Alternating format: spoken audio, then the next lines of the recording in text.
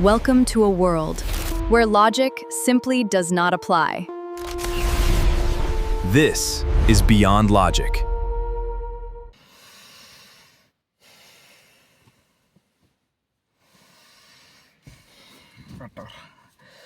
അവിടെ ജയ്മാനെ നീ ഇന്നിപ്പോൾ സൺഡേ അതെ. നമ്മുടെ വർക്കെല്ലാം കഴിഞ്ഞ് നമ്മൾ കിടന്നുറങ്ങി.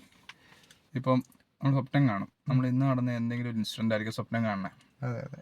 അല്ലെങ്കിൽ ഏതെങ്കിലും സിനിമയുടെ ബേസിസിൽ ആയിരിക്കും നമ്മളിപ്പോൾ സംസാരിച്ച എന്തെങ്കിലും കാര്യം അങ്ങനെ എന്തെങ്കിലും ആയിരിക്കും നമ്മൾ സ്വപ്നം കാണുന്നത്. ഇപ്പോൾ ഈ സ്വപ്നം കാണുമ്പോൾ ഇപ്പോൾ ഇൻട്രസ്റ്റ്ലാറൊക്കെ കണ്ടു കഴിഞ്ഞുകൊണ്ട് എൻ്റെ ഒരു സംശയം പറയുവാണേ. സ്വപ്നം കാണുമ്പം നീ കാണുന്നത് നീ കിടന്നുറങ്ങാനായിട്ടാണ്. ആ കിടന്നുറങ്ങണതിൽ നീ ഒരു സ്വപ്നം കാണും. അപ്പോൾ അതിൽ പിന്നെയും നീ കിടന്നുറങ്ങണമായിട്ട് സ്വപ്നം കാണും. അതിൽ പിന്നെയും നീ കിടന്നുറങ്ങണേ. അങ്ങനെ കിടന്നുറങ്ങണ തന്നെയാണ് നീ സ്വപ്നം കാണുന്നത്. ആ കിടന്നുറങ്ങണതിൽ നീ കാണുന്ന സ്വപ്നമാണ് ഇങ്ങനെ ഡബിളായി പോവാം. എൻ്റെ ചോദ്യം, എനിക്ക് വന്നൊരു ഇൻസിഡൻറ്റാണ്. ഇപ്പം രാവിലെ ആരെങ്കിലും നിന്നെ വന്ന് വിളിക്കുമോ അല്ലെങ്കിൽ നീ അലാറം കെട്ട് ഞെട്ടി എണീക്കുമോ നിൽക്കുക. അങ്ങനെ എണീക്കണ സമയത്ത് നീ ആദ്യം കേൾക്കണത്, ആദ്യം നീ ഇപ്പം നീ റിയൽ ലൈഫിലേക്കാണോ എഴുന്നേക്കണേ, നീ ആ പറയുന്ന ആ സ്റ്റെപ്പായിട്ട് വന്ന ആ ഇതിനകത്താണോ നീ ഉള്ളത്, ഏത് യൂണിവേഴ്സിലാണ്, ഏത് ഇതിനാന്ന് പോലും. കാരണം ചില സമയത്ത് എനിക്ക് അങ്ങനെ കിടന്നുറങ്ങിയപ്പം അത് ഇപ്പോഴും ഉണ്ടാകണത് ഈ രാവിലെ സമയത്ത് അല്ലെങ്കിൽ പകലൊക്കെ കിടന്നുറങ്ങുമ്പോൾ അല്ലെങ്കിൽ ഉച്ച സമയത്തൊക്കെ കിടന്നുറങ്ങി കഴിയുമ്പോൾ പെട്ടെന്ന് നമ്മൾ കുറച്ച് സമയക്കാലം ഉറങ്ങുള്ളൂ. അന്നേരം പെട്ടെന്ന് എഴുന്നേറ്റ് കഴിയുമ്പം ഇതിപ്പം എവിടെയാ ഇത്, ഇതിപ്പോൾ സ്വപ്നത്തിലുള്ളതാണോ നടക്കണതാണോ ഒന്നും മനസ്സിലാവാത്തൊരു സിറ്റുവേഷൻ ഉണ്ട്. അങ്ങനെ നിനക്ക് തോന്നിയിട്ടുണ്ടോ? അങ്ങനെ തോന്നിയിട്ടുണ്ട്. എന്ന് വെച്ചാൽ പല സിനിമകളൊക്കെ കണ്ടു കഴിഞ്ഞ് ഇറങ്ങി ചിലപ്പോൾ ഈ പേടിപ്പെടുത്തുന്ന സ്വപ്നങ്ങളായിരിക്കും. അപ്പോൾ അത് കഴിഞ്ഞ് നമ്മൾ എഴുന്നേറ്റ് കഴിയുമ്പോൾ ഒരു പ്രത്യേക ഒരു ഇതിലായിരിക്കും, ഒരു ഭയത്തോടു കൂടി. അപ്പോൾ നമ്മളിനി അത് വേട്ടയാടുവോ, ഞാനിപ്പോൾ എന്താ ശരിക്കും അനുഭവിച്ച ഒരു കുറച്ച് സമയത്തേക്ക് ഒരു ഫ്രീസി ആയ ഒരു അവസ്ഥ, അപ്പോൾ റിയൽ ലൈഫിലേക്കാണോ എന്നൊക്കെ. അപ്പോൾ സപ്പോസ് ചില സമയത്ത് ഇങ്ങനെ ചിലപ്പോൾ ഞാൻ പിന്നെ നമ്മുടെ ഡോക്ടർ സ്ട്രേഞ്ചിൻ്റെ മൾട്ടിവേഴ്സ് ഓഫ് മാഡ്നസ് കണ്ടു കഴിഞ്ഞപ്പം എനിക്ക് തോന്നിയിട്ടുണ്ട് ചിലപ്പോൾ ഏതെങ്കിലും യൂണിവേഴ്സിൽ നടന്ന കാര്യമായിരിക്കും എനിക്ക് സ്വപ്നമായിട്ട് വരുന്നത്.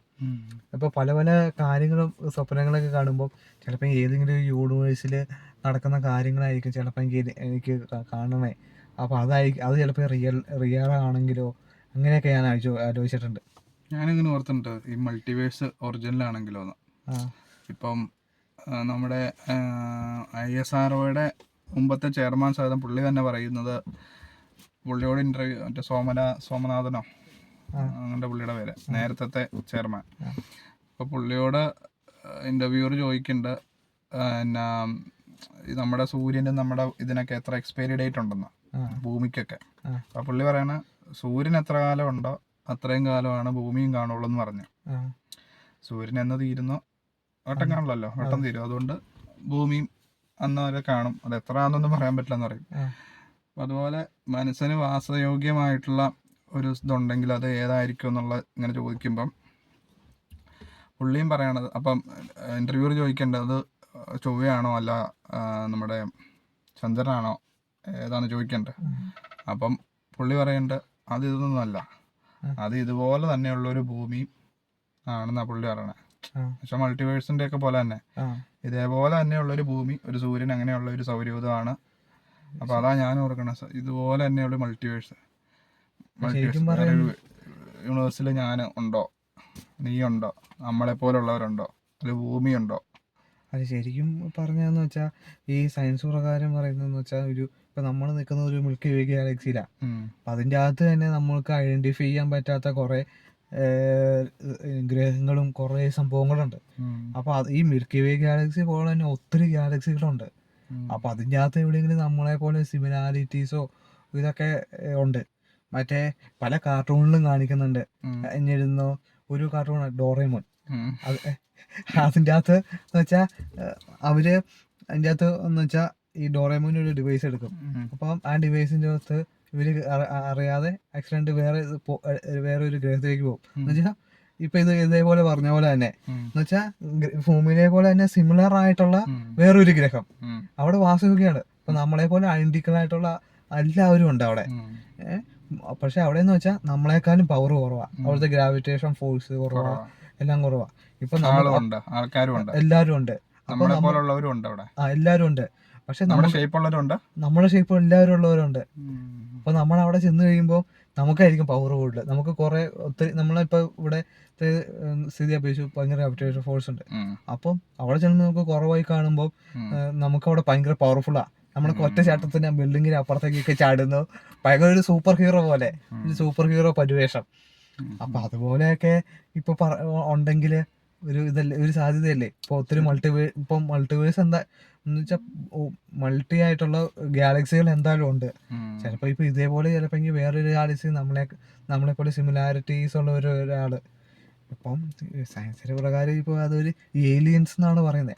പക്ഷേ ഏലിയൻസ് ഒന്നും ഇല്ലെന്നാ പുള്ളിയൊക്കെ പറയണേ, സോമരാജ പുള്ളിയൊക്കെ പറയണേ, സോമനാഥനൊക്കെ പറയണേ, സോമനാഥ് സാറൊക്കെ പറയണേ. പുള്ളിയൊക്കെ പറയണേന്ന് വെച്ചാൽ ഏലിയൻസിനെ പറ്റിയിട്ട് നമ്മളൊന്നും പഠിക്കണമെന്നില്ല. SRO ആണെങ്കിലും ഏലിയൻസിനെ പറ്റിയിട്ടൊന്നും പഠിക്കണമെന്നില്ല. നമ്മുടെ ഹേൽമേരി ഉണ്ടല്ലേ, ഹേൽമേരിയില് അതിപ്പം നമ്മളിപ്പോ ഏലിയൻസ് എന്ന് പറഞ്ഞാൽ കൈയും കാലും ഇതൊക്കെയുള്ള ഒരു ക്രിയേച്ചർ ആയിട്ടുള്ള പറയണേ. പക്ഷെ ഹേൽമേരി കണ്ടുകഴിഞ്ഞപ്പോ മനസ്സിലായില്ലേ, ഇത് എന്ത് വേണേലും ആകാം, ജീവനുള്ള ഒരു സാധനമാണ്. എന്ന് വെച്ചാൽ അത് മൃഗമാകാം, അല്ലെങ്കിൽ മറ്റേ ബാക്ടീരിയ പോലത്തെ അങ്ങനത്തെ എന്തെങ്കിലും സാധനമാകാം, കല്ലാകാം. അല്ലാണ്ട് മനുഷ്യനാവണം എന്നുള്ളത് നമ്മുടെ ഒരു ചിന്ത മാത്രമേ ഉള്ളൂ. നമ്മൾ ചിന്തിക്കുമ്പോൾ അന്യഗ്രഹജീവി ഇങ്ങനെ ഇതുള്ളത് മറ്റുള്ളത് അങ്ങനെ വരുന്നതൊക്കെയാണ് പറഞ്ഞത്. പുള്ളി അതിനകത്ത് പറയുന്നത് അന്യഗ്രഹ ജീവി ഉണ്ട്, പക്ഷെ അത് മനുഷ്യൻ എന്ന പോലത്തെ തന്നെയുള്ള ആയിരിക്കണം എന്നില്ല. അന്ന് തന്നെ പുള്ളിയും ഇന്റർവ്യൂലൊക്കെ പുള്ളിയും പറയണേ ഹൈ ഇന്റലിജന്റ് ആയിട്ടുള്ള ഒരു ക്രീച്ചർ ആയിരിക്കും. പിന്നെ അതുപോലെ തന്നെ ഇപ്പം അവരെങ്ങനെയും നമ്മളുമായിട്ടുള്ള ഫേസ് ഓഫ് എന്തെങ്കിലും നടക്കുവാണെങ്കിൽ ആ നടക്കുന്ന സമയത്ത് പുള്ളി പറയണത് അവിടെ ഒരു കോൺഫ്ലിക്റ്റ് ഉണ്ടാവും എന്ന് പറയണേ. കോൺഫ്ലിക്റ്റ് ഉണ്ടാവും മീൻസ് ഇപ്പം നമ്മുടെ ജീനും നമ്മുടെ ഇതും പോലെയല്ല അവരുടേത് വേറെ രീതിയിലായിരിക്കും അവരെ ക്രിയേറ്റ് ചെയ്തിരിക്കുന്നത്. ഇപ്പം നമ്മൾ എന്തെങ്കിലും SD കാർഡ് ഉപയോഗിച്ച് എന്തെങ്കിലും ഉണ്ടാക്കിയെടുത്ത ഒരു ഇതുപോലെയാണ് അവരുടെ ഒരു സംഭവം. അപ്പം നമ്മളും അവരുമായിട്ട് ഇപ്പം നമുക്ക് നമ്മളെ പോലെയുള്ളവരുമായിട്ടാണ് നമുക്ക് മനസ്സിലാവുകയും ഓരോ നോട്ടത്തിൽ മനസ്സിലാവുകയൊക്കെ ചെയ്യണം. ഇപ്പം അവര് വേറെ രീതിയിലാണ് അവരെ ക്രിയേറ്റ് ചെയ്ത് വെച്ചേക്കണേ. അപ്പം അവര് നമ്മളായിട്ടൊരു കോൺഫ്ലിക്റ്റ് ഉണ്ടാവും എന്നൊക്കെ പറയണേ, എനിക്കറിയില്ല, ചാൻസ് ഉണ്ട്. മറ്റേ പല ഇംഗ്ലീഷ് സിനിമകളിലൊക്കെ ഓരോ ക്രീച്ചേഴ്സ് ഒക്കെ വരുന്നില്ലേ, നമ്മുടെ അവഞ്ചേഴ്സിൽ തന്നെ ഉണ്ടല്ലോ പല ആൾക്കാരും. ഇപ്പൊ താനോസ് ഇപ്പൊ വേറെ ഷേപ്പില് വേറെ രൂപത്തിലല്ലേ. പക്ഷെ എന്താന്ന് വെച്ചാൽ നമ്മുടെ മനുഷ്യൻ ചിന്തയില് കാലും കയ്യും ഇതൊക്കെ ഉണ്ട്. പക്ഷെ എന്താന്ന് അതെന്ന് വെച്ചാൽ ഒരു മനുഷ്യനുമായിട്ട് കമ്പയർ ചെയ്തൊക്കെയാണ് ഇതൊക്കെ വരുന്നത്. പക്ഷെ അതിൻ്റെ അത് ഒത്തിരി ക്രീച്ചേഴ്സ് ഒക്കെ ഉണ്ടല്ലോ. അപ്പൊ അതേപോലെ ചിലപ്പോ ഈ കാലും കയ്യും ഒന്നും ഇല്ലാത്ത ഒരു ക്രീച്ചേഴ്സ് ഇതൊക്കെ ഉണ്ടാകാൻ ചാൻസ് ഉണ്ട്. ചിലപ്പോ ഈ മൾട്ടിവേഴ്സ് ഇപ്പം ഒത്തിരി ഭൂമീസ് ഉള്ള പോലെ ഭൂമി ചിലപ്പോ ഉണ്ടാകാൻ ചാൻസ് ഉണ്ട്. ഈ മൾട്ടിവേഴ്സ് ഈ DC യൂണിവേഴ്സിൽ ഇതൊക്കെ ഉള്ള പോലെ ചിലപ്പോ പറയാൻ പറ്റില്ല. ചിലപ്പോ ഈ യൂണിവേഴ്സിൽ മാത്രമേ ഉള്ളൂ ചിലപ്പോ സൂപ്പർ ഹീറോസ് ഒക്കെ ഇല്ലാത്തത്. ചിലപ്പോ മൾട്ടിവേഴ്സ് വേറെ ഇല്ലാത്ത ചിലപ്പോ നമ്മൾ വല്ല ചിലപ്പോ ഈ സൂപ്പർ ഹീറോ അല്ലെങ്കിൽ സൂപ്പർ ഹീറോയുടെ കൂട്ടുകാരനോ അങ്ങനെ എന്തെങ്കിലും ആയിരിക്കാം. അത് ശരിയാ. ഈ മൾട്ടിവേഴ്സിന്റെ കേസൊക്കെ പറഞ്ഞ പോലെ നിനക്ക് ഈ ഫോർച്യൂണും മിസ്ഫോർച്യൂണും എന്ന് വെച്ചാൽ നമ്മുടെ ഫോർച്യൂൺ എന്ന് പറഞ്ഞാൽ അറിയില്ലേ, ഇപ്പം നമ്മുടെ വീട്ടിൽ പച്ചലക്കൊടുക്ക വരുന്നത്, പച്ചലക്കൊടുക്കാന്ന് പറഞ്ഞ നമ്മുടെ നാട്ടില് പച്ചലക്കൊടുക്കാന്ന് പറയണേ.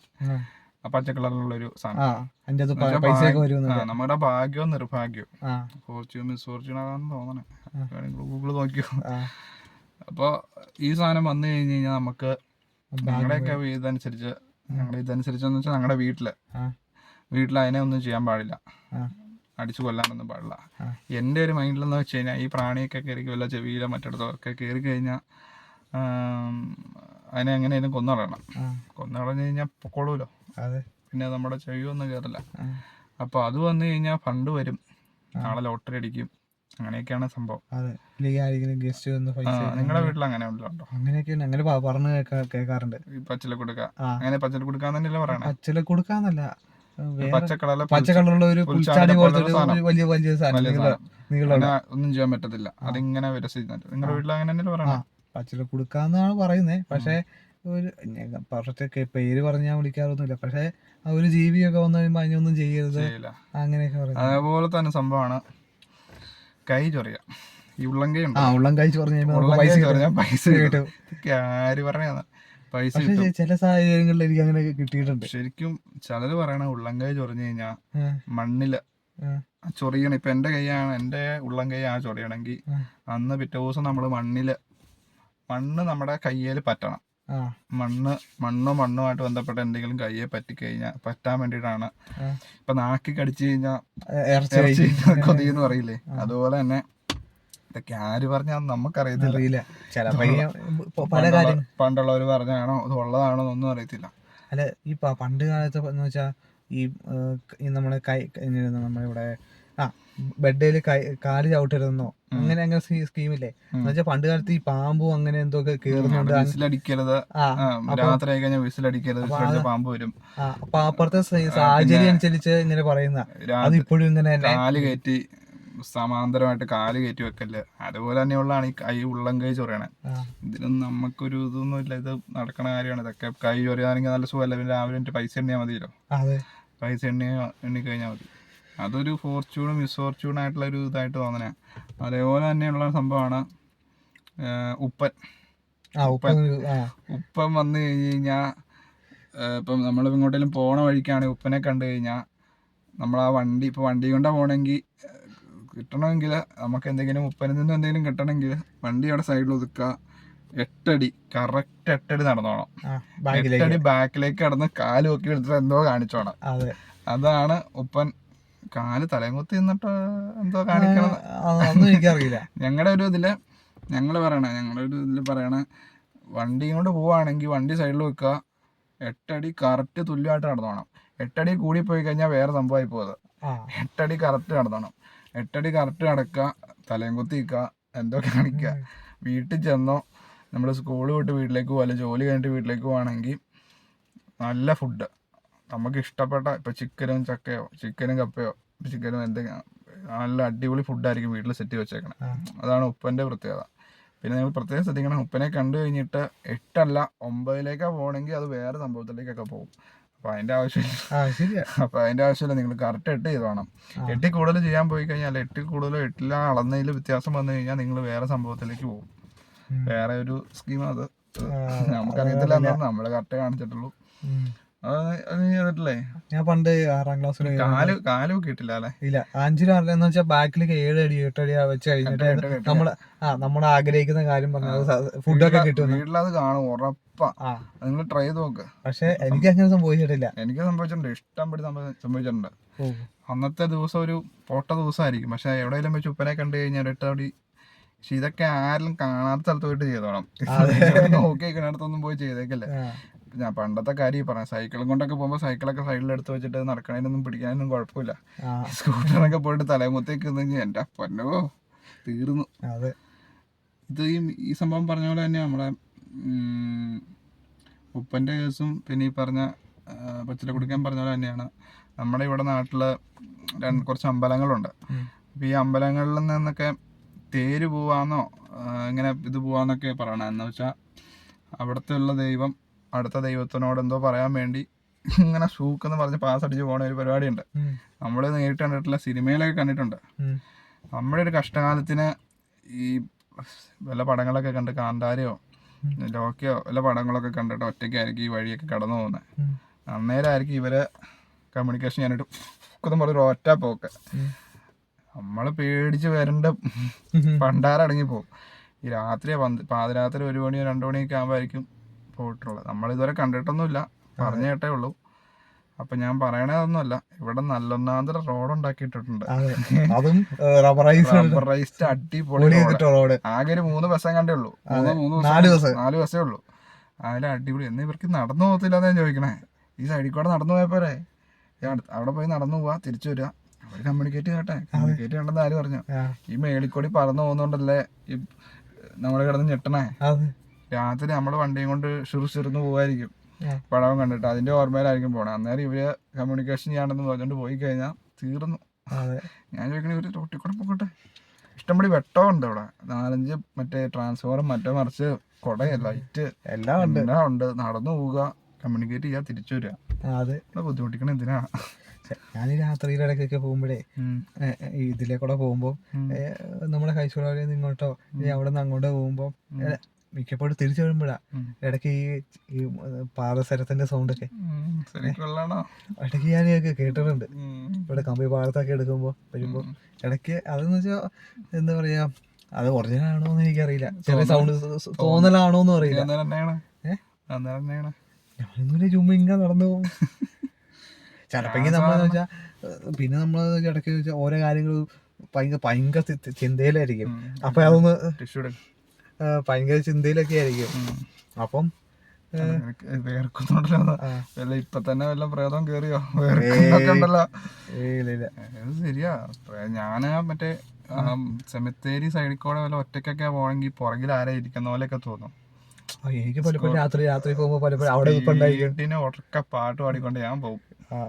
ആരാന്നൊന്നും ആൾക്കാർക്ക് അറിയത്തില്ലോ. സെമിത്തേരിയുടെ സൈഡിൽ കൂടെ വെട്ടമില്ല വെളിച്ചമില്ല, അതെ, പുറത്തേ വിടും. മറ്റേ മോലക്കോടമ്പള്ളിയുടെ സൈഡില് റോഡിന്റെ സൈഡിൽ തന്നെയല്ലേ സെമിത്തേരി? അല്ല, അവിടെ പിന്നെ വെട്ടമുണ്ട്. ഈ വെട്ടമില്ലാത്ത സ്ഥലത്ത് പോയി കഴിഞ്ഞാൽ പിന്നെ ആൾക്കാർ അത്യാവശ്യം ഉണ്ട് അവിടെ. ഇപ്പോഴത്തെ മെയിൻ പ്രശ്നം ഇപ്പൊ ഈ കരിവണ്ണൂരുള്ള ടൗൺ പള്ളി അവിടെ ചാപ്പലിലെ ദൈവം ഇങ്ങനെ നിക്കണേ. യേശു എല്ലാവരും സംരക്ഷിക്കാൻ വേണ്ടിട്ട് ഇങ്ങനെ കൈപിടിച്ചേക്കണേ രണ്ടിടത്തും. അതെ. പക്ഷെ ഇതിന്റെ പ്രശ്നം എന്താന്ന് വെച്ച് കഴിഞ്ഞാൽ ഒരു 10-11 മണിയൊക്കെ ആകുമ്പോഴത്തേക്കും കടയെല്ലാം ലൈറ്റ് ഓഫ് ആവും.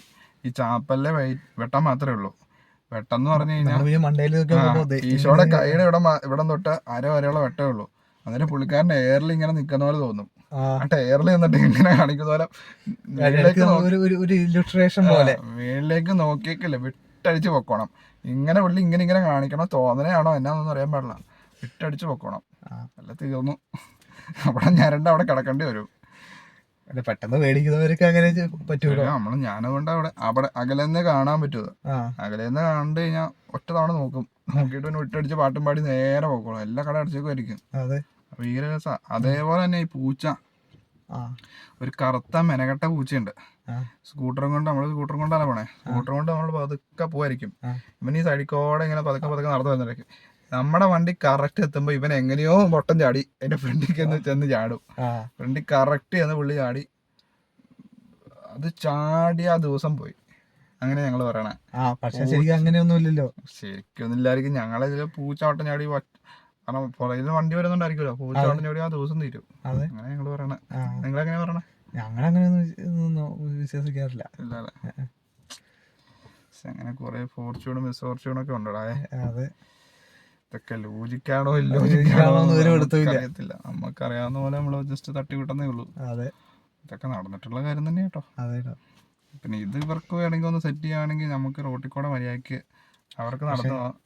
അത്യാവശ്യം പൊക്കത്തില്ല. അതെന്ന് വെച്ചാൽ ആ മറ്റേ ഈശോ നിൽക്കുന്നതിന്റെ അടിയിലും മേളിലായിട്ട് ഒരു ലൈറ്റ് വെക്കുവാണെങ്കിൽ നല്ലതാണ്. അതെല്ലാം പറഞ്ഞേ. ഇവർ പാസ് ചെയ്ത് പോകണല്ലോ, സംസാരിക്കാൻ പോണേ, കോൺവെർസേഷൻ പോണവർക്ക് വേണമെങ്കിൽ ഒന്ന് കുറച്ചിട്ട് റോട്ടിൽ കൂടെ ആക്കുവാണെങ്കിൽ എളുപ്പമായിരുന്നു. ഈ പറന്നൊക്കെ പറന്നു പോകുന്ന പറഞ്ഞാൽ ആകാശോടെ ഒന്നും അല്ലെന്നേ. ഈ ഒരു മീഡിയം ലെവലിലൊക്കെ ഒരു തെങ്ങിന്റെ ആ താഴെയൊക്കെ ആയിട്ടാ പറന്നു പോകുന്നത്. അന്നേരം നമ്മുടെ കണ്ണിപ്പെടൂല്ലോ, മറ്റൊന്നും കണ്ണിപ്പെടില്ലല്ലോ. അതൊക്കെ ഒന്ന് കുറച്ചിട്ട് ജസ്റ്റ് റോട്ടിൽ കൂടെ റോഡ് അടിപൊളി റോഡാ. ജസ്റ്റ് ഒന്ന് റബ്ബറൈസ്ഡ് പക്കാ റോഡ്. ജസ്റ്റ് പോവാണെങ്കിൽ ഏറ്റവും നല്ല കാര്യം അത്. വേറെ ഇന്നിപ്പം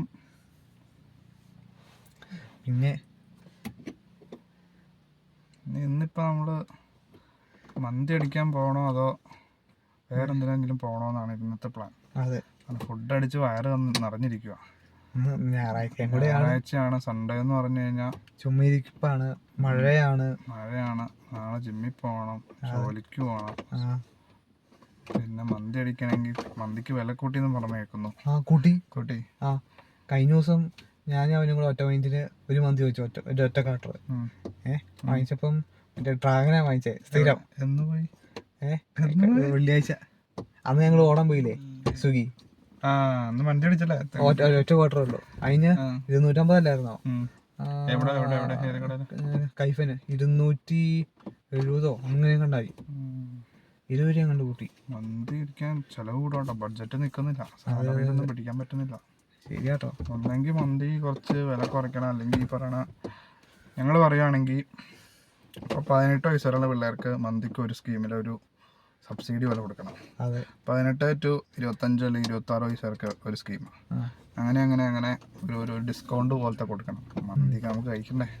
നമ്മളൊക്കെ കൂടി ജയിപ്പിച്ചെടുത്ത സാധനമാണ് മന്തി എന്ന് പറയുന്നത്. അപ്പോൾ അങ്ങനത്തെ എന്തെങ്കിലും ഓഫർ കൊണ്ടുവരാം. പിന്നെ പിള്ളേർക്കൊക്കെ ആണെങ്കിൽ മറ്റേ ID കാർഡോ മറ്റോ മറിച്ചൊക്കെ കൊടുത്തു കഴിയുമ്പോൾ കുറേ അടുത്ത് അങ്ങനെ സംഭവം എന്തോ ഉണ്ട്. ഉണ്ടല്ലേ, അഡീഷണൽ ഡിസ്കൗണ്ട് കൊടുക്കുക.